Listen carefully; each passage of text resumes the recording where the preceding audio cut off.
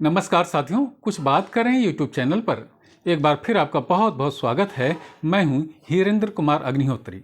साथियों, आज हम लोग अकबर के दीन-ए इलाही नाम के संप्रदाय पर बातें करेंगे। जैसा कि हम लोग जानते हैं कि हम लोगों के इतिहास में दो ही राजाओं को महान शब्दों से संबोधित किया गया है, एक सम्राट अशोक और दूसरा बादशाह अकबर। हालांकि अभी 23 नवंबर यानी पिछले महीने ही मैं समाचार पत्रों में पढ़ रहा था कि आरएसएस के एक पदाधिकारी सुनील अंबेकर जिनका नाम है, उन्होंने ये जानकारी दी कि एनसीईआरटी की पुस्तकों में अब अकबर के नाम के आगे जो महान शब्द लगाया जाता था वो हटा दिया गया है। अब हम लोग इस बात पर फिर कभी चर्चा करेंगे कि अकबर के साथ में जो महान शब्द लगाया गया वो शब्द लगाया जाना चाहिए था कि नहीं लगाना चाहिए था, वो इस योग्य था भी कि नहीं था। लेकिन दीन-ए इलाही के बारे में आज हम लोग चर्चा करेंगे। साथियों, अकबर के बारे में इतिहासकारों का ये मत है कि वो सभी धर्मों का सम्मान करता था, इसीलिए उसने एक ऐसा दीन-ए इलाही नाम का एक ऐसा संप्रदाय चलाने का प्रयास किया जिसमें सभी धर्म के लोग संतुष्ट हों, सभी धर्मों का सम्मान हो। अब हम दीन-ए इलाही के बारे में जानेंगे कि उसमें सब धर्मों का सम्मान था कि नहीं था। ये एक मेरे पास में पुस्तक है, ये मध्यकालीन भारत, इसके लेखक हैं एल.पी. शर्मा। इसी पुस्तक में जो बातें लिखी हुई हैं उन्हीं के संदर्भ में दूंगा। तो इस पुस्तक में दीन-ए इलाही के 10 बिंदु दिए हुए हैं कि उसके क्या नियम थे दीन-ए इलाही के, वो मैं आपको पढ़ करके सुनाता हूँ। इसके बाद मैं फिर चर्चा करूँगा कि वास्तव में इसके आधार पर अकबर महान ठहरता है या नहीं ठहरता। तो इसका पहला बिंदु है कि वे यानी कि दीन-ए इलाही संप्रदाय के जो सदस्य होंगे वे आपस में अभिवादन के लिए अल्लाहु अकबर और जल्ले जलालेहु शब्दों का प्रयोग करेंगे। दूसरा बिंदु है कि वे मृतक के सम्मान में दी जाने वाली दावत उसके जीवन काल में ही दे दें।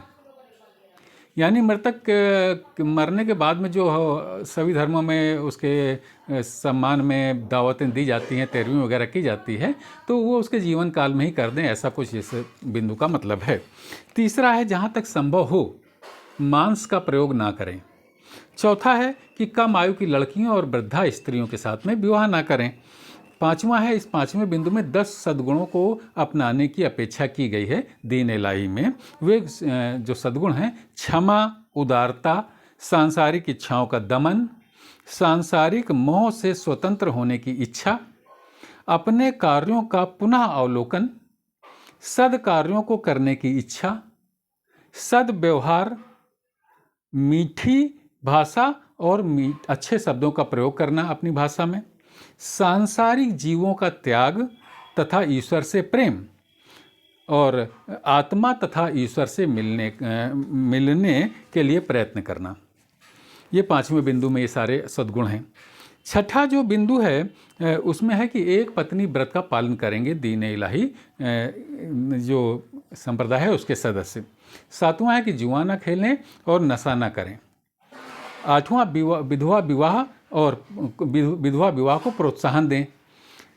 नवां है प्रातःकाल, दोपहर को, सायंकाल ईश्वर का ध्यान करें, ईश्वर को याद करें। और जो 10वां बिंदु है इस पर ध्यान दीजिएगा। इसका जो 10वां बिंदु है उसमें कहा गया है कि इसके जो सदस्य हैं वे अपना धन, सम्मान और जीवन और धर्म, ये तीनों चीज़ें बादशाह को समर्पित कर दें। अपना धन, सम्मान, जीवन और धर्म वे बादशाह को समर्पित कर दें। इसी आधार पर इस संप्रदाय के सदस्यों की श्रेणी निश्चित की जाती थी। अगर ये चारों चीज़ें कोई व्यक्ति बादशाह को, अकबर को समर्पित कर देता था तो उसे श्रेष्ठतम श्रेणी का सदस्य माना जाता था। और इसमें चारों में से अगर कोई 3 चीज़ें समर्पित करता था तो उसे जो है 3 चीज़ों को समर्पित करने वाला व्यक्ति जो था वो द्वितीय श्रेणी का सदस्य माना जाता था।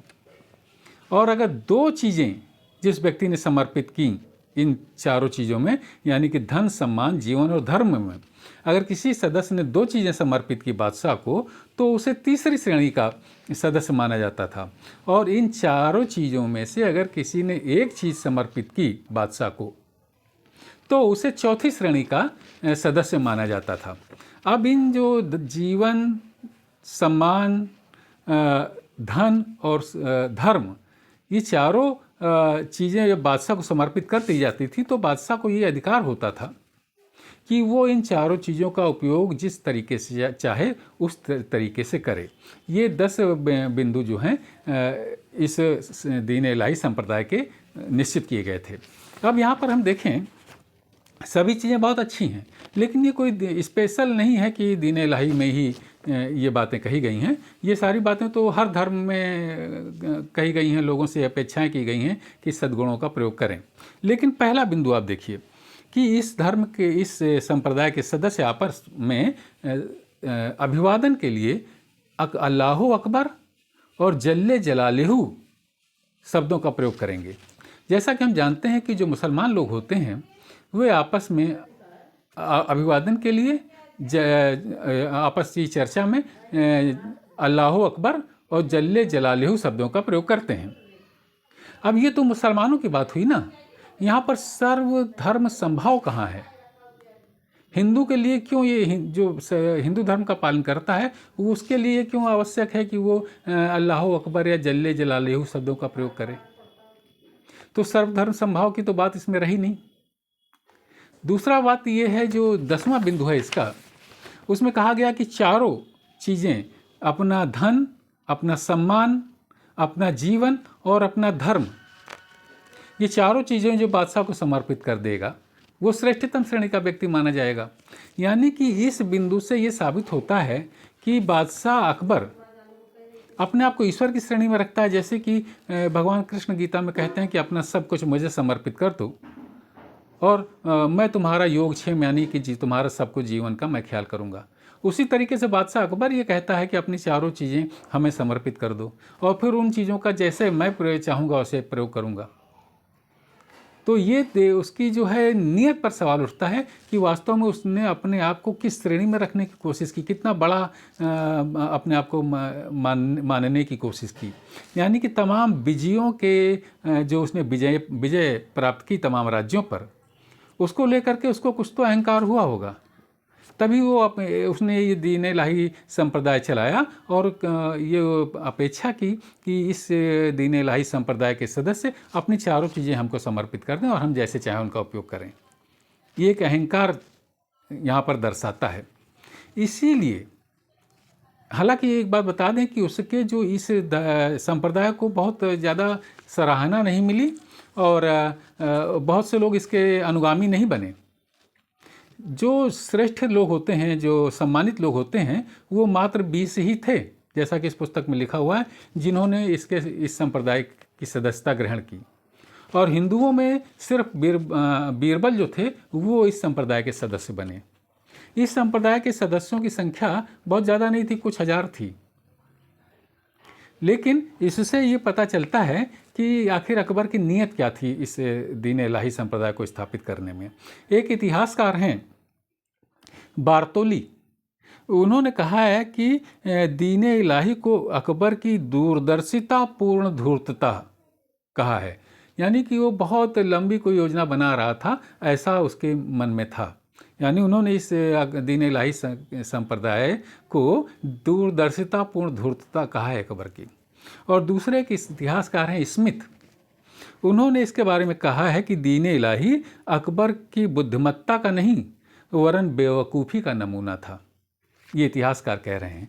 कुछ इतिहासकार ऐसा नहीं भी मानते हैं, कुछ उसकी सदिच्छा बताते हैं दीन इलाही संप्रदाय को। लेकिन ये भी देखिए कि कुछ इतिहासकार उसके लिए कितना कठोर शब्द का प्रयोग कर रहे हैं। और मैं भी कहता हूँ कि मुझे भी इस बात को समझ में नहीं आता कि अगर सर्वधर्म समभाव की बात कहनी थी तो ये क्यों था कि अल्लाहु अकबर या जल्ले जलालेहू शब्द का प्रयोग ही आपसी अभिवादन में किया जाएगा। दूसरे धर्म, जो हिंदू धर्म था उस समय, तो राम राम शब्दों का प्रयोग क्यों नहीं कर सकते थे, राधे राधे शब्द का प्रयोग क्यों नहीं कर सकते थे? तो ये अकबर की नीयत पर सवाल है, और जिस बादशाह की नीयत पर सवाल हो जाए उसे हम महान क्यों कहेंगे? उसके जो